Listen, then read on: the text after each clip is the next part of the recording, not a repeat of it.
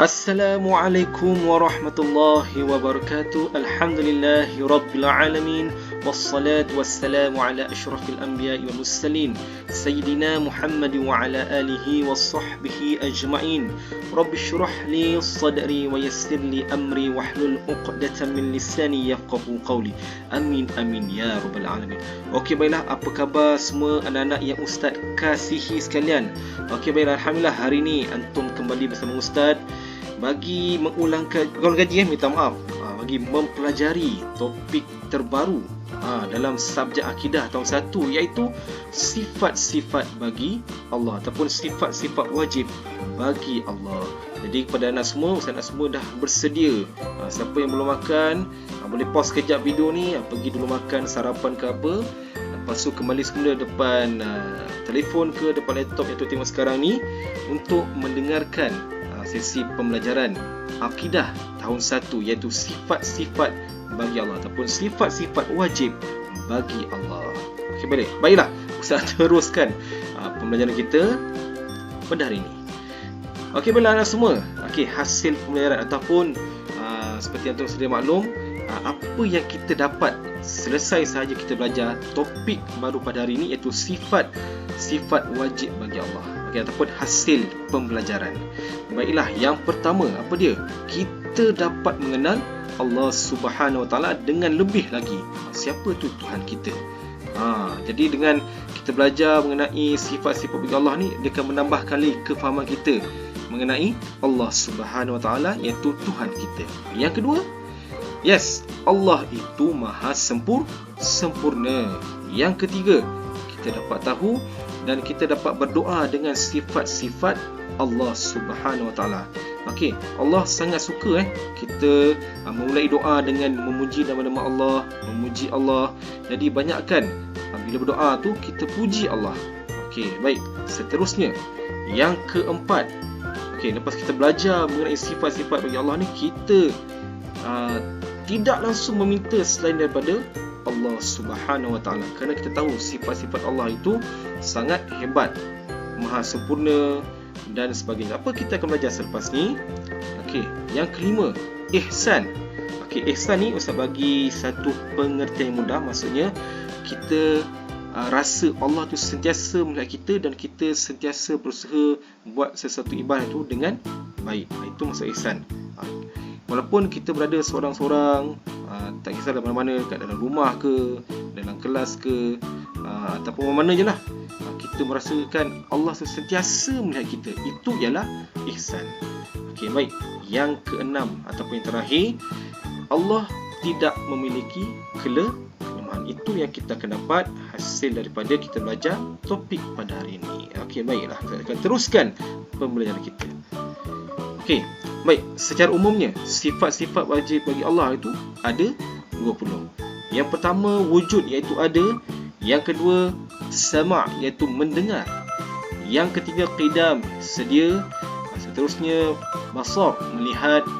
Okey, Ustaz beritahu, saya tak kita urutan, Ustaz sebut kiri kanan.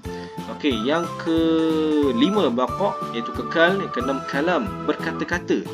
Okey, yang seterusnya, mukhallafatu lil hawadisi, iaitu bersalahan dari segala yang baru.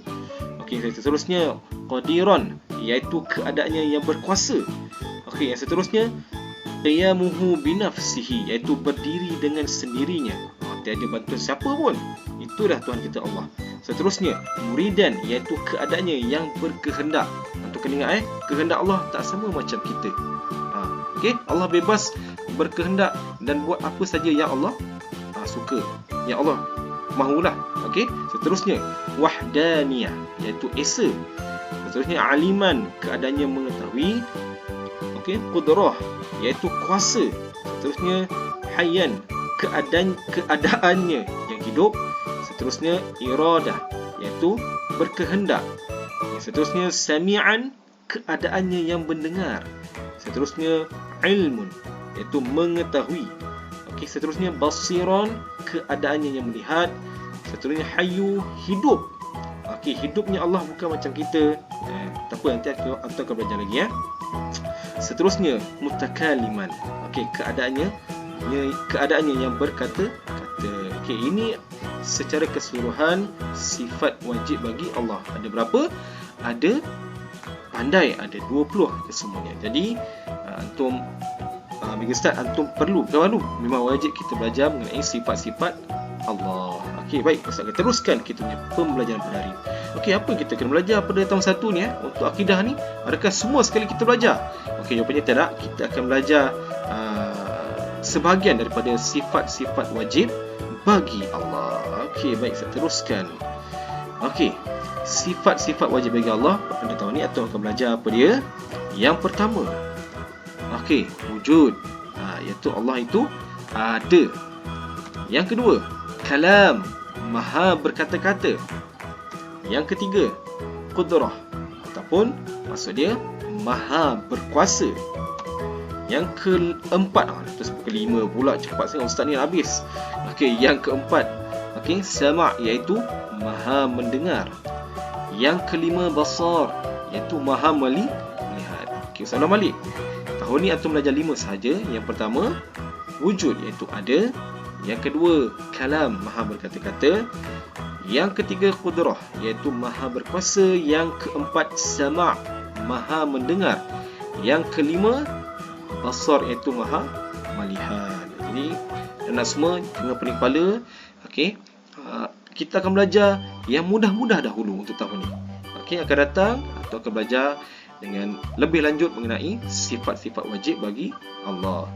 Izin ke Ustaz nak batuk sekejap. Okey, baik. InsyaAllah Ustaz akan teruskan pembelajaran kita pada hari ini. Yang pertama, okey, baiklah semua, Ustaz nak beritahu antum, Ustaz pun beritahu tadi. Okey, Ustaz sediakan 2 tulisan. Yang pertama, tulisan Jawi. Okey, sekiranya ada anak-anak yang sudah pun mahir dengan Jawi, Ustaz galakkan antum baca tulisan Jawi.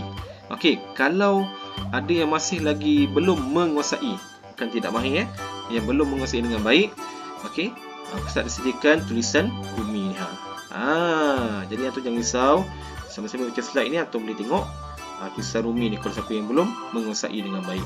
Jawi tak apa, antum boleh belajar dengan muklimah ataupun muklim yang ajar Jawi. Okey, macam satu Yasin antum belajar dengan muklimah Nurmala. Tanya je muklimah, tak ada masalah. Okey, baik. InsyaAllah yang pertama sekali iaitu wujud. Okey, apakah itu wujud? Maksud wujud, Allah itu wujud. Okey, maksudnya ialah Allah itu sentiasa ada. Okey, contohnya apa? Okey, maksudnya kat sini tidak semua benda wujud dapat dilihat. Contoh angin, udara dan api. Okey, apa yang saya nak cerita kat sini?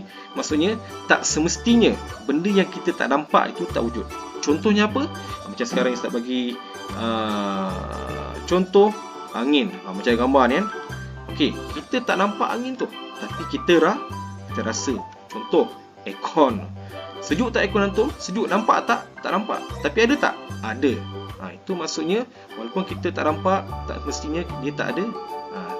Sama juga dengan Allah. Okey. Memang sekarang kita tak nampak. Okey, memang sekarang kita tak nampak, tapi insya-Allah kita akan nampak dia dekat syurga. Jadi antum berdoa pada Allah, ya Allah Tuhanku, masukkanlah aku dalam syurga agar aku dapat melihat wajahmu.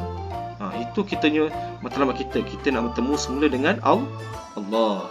Baik, yang ketiga, alam semesta bukti kewujudan Allah. Yes, anak-anak semua, alam ini takkan wujud kalau tak ada yang mencipta. Siapa yang menciptakan alam ni?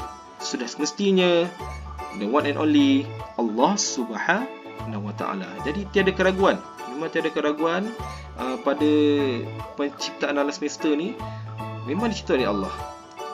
Okey, contohlah Ustaz bagi telefon ataupun laptop yang tuan tengok sekarang ni. Siapa yang buat?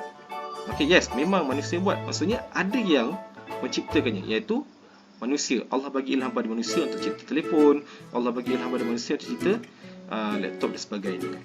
Okey, maksudnya alam yang luas ni takkanlah tak ada pencipta, mestilah ada pencipta, iaitu Allah. Okey, bagus. Baik, saya teruskan. Yang kedua iaitu qudrah. Okey, apa maksud dia? Maha berkuasa. Okey, apa maksudnya lagi? Allah itu berkuasa mencipta apa sahaja di alam ini. Yang kedua, semua yang terjadi di alam ini adalah dengan izin Allah. Jadi Ustaz harapkan antum faham dengan pernyataan Allah itu berkuasa mencipta apa sahaja di alam ini dengan kehendaknya. Macam tu kalau tu tengok dalam kajian sains, sebenarnya saintis banyak lagi menemui spesies-spesies haiwan yang baru, spesies serangga baru, spesies tumbuhan yang baru. Maksudnya, Masya Allah, betapa hebatnya Allah ni menciptakan segala sesuatu, semuanya dengan kehendaknya. Dan untuk siapa? Untuk hamba-Nya. Macam contoh siapa? Macam kita semua ni. Izinkan Ustaz batuk sikit lagi. Baik, saya teruskan. Yang ketiga, kalam. Masya Allah, maha berkata-kata.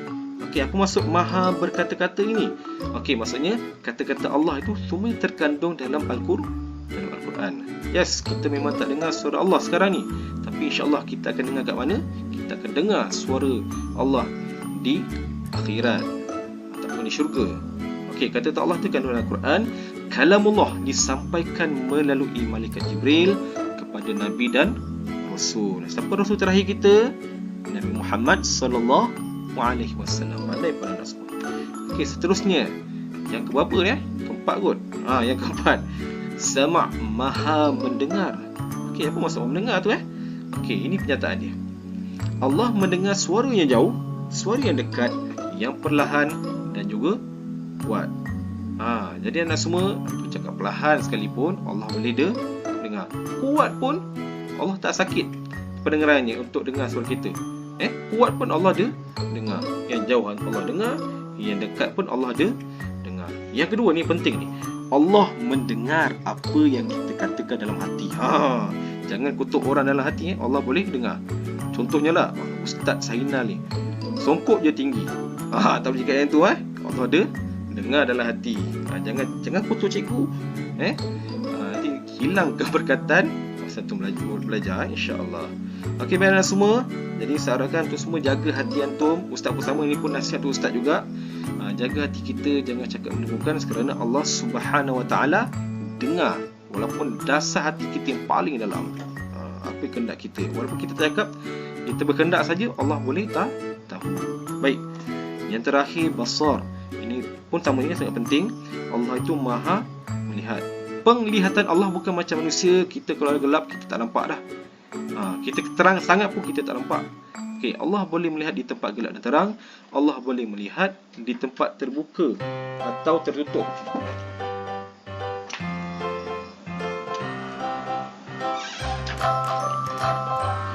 Okey, minta maaf ada iklan sikit tadi. Allah boleh melihat di tempat terbuka atau tertutup. Okey. Dah habis ke belum? Alhamdulillah dah habis, Ustaz. Sebenarnya senang saja. Pelajaran akidah tak banyak pun antum belajar. Antum belajar benih asas. Yang penting antum banyakkan ulang kaji dan belajar. Kalau tak faham boleh tanya ustaz. Boleh tanyakan pada minta mak ayah tanyakan pada Ustaz, anak saya tak faham lah apa maksud kalamun, apa punya pengertian dia. Tak ada masalah, jangan risau, ustaz boleh bantu. Okey, baiklah semua, insya-Allah antum boleh buat latihan ustaz sediakan sama ada di Google Classroom ataupun menggunakan buku aktiviti.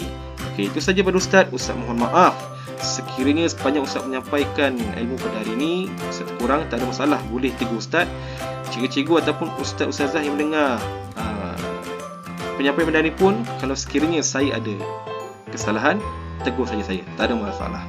Okey, itu saja pada saya. Assalamualaikum warahmatullahi wabarakatuh.